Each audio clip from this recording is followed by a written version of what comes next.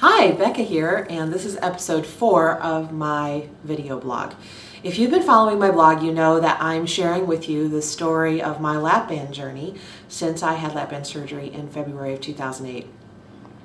Now that it's been about 3.5 months since my surgery and my weight loss has slowed down a little bit, I'm having to concentrate on things that aren't exactly related to the number on the scale to keep myself motivated.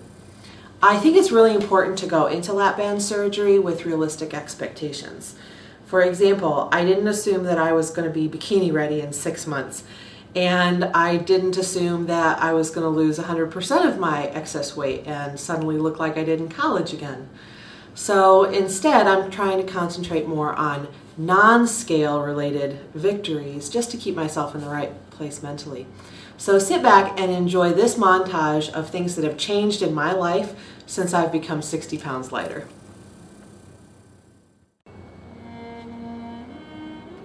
Here are the stairs I can climb now without needing my inhaler.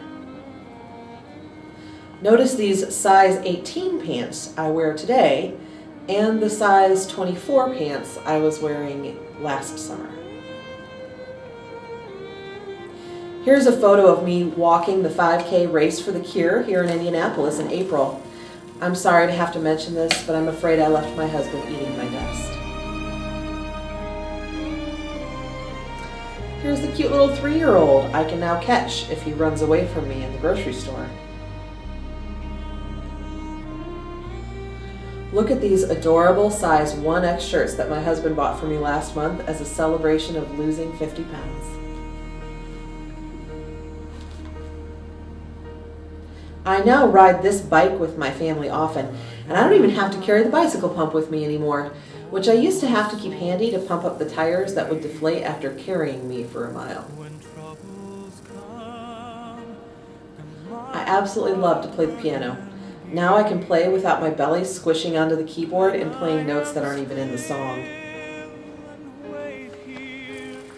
If you are a woman who is or has been obese, you can understand how frustrating it is when your thighs get so fat that you can't even cross your own legs. Please notice me here in this photo comfortably crossing my legs again for the first time in years.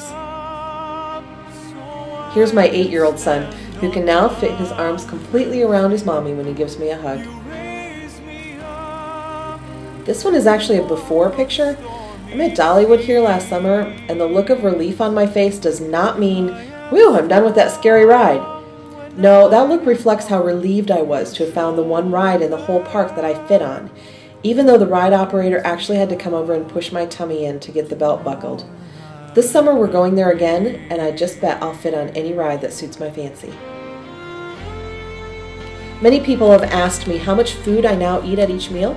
Here's a picture of the typical amount of food that makes me full. And here's a coupon from Lane Bryant. I used to get excited when I got these in the mail, but this one, I don't think I'm going to need to use it. Sorry, Lane Bryant, I loved you, but it's time for me to branch out. Here's a pretty pedicure I was able to give to myself because I can now comfortably reach my own feet. I love to take nice, long, hot bubble baths. This is our tub, in which I now fit nicely without fear of having to call the paramedics to bring the jaws of life to extract me when I'm ready to get out. And finally, here's some landscaping I did now that I do not run out of breath just bringing my gardening tools from the garage to the yard.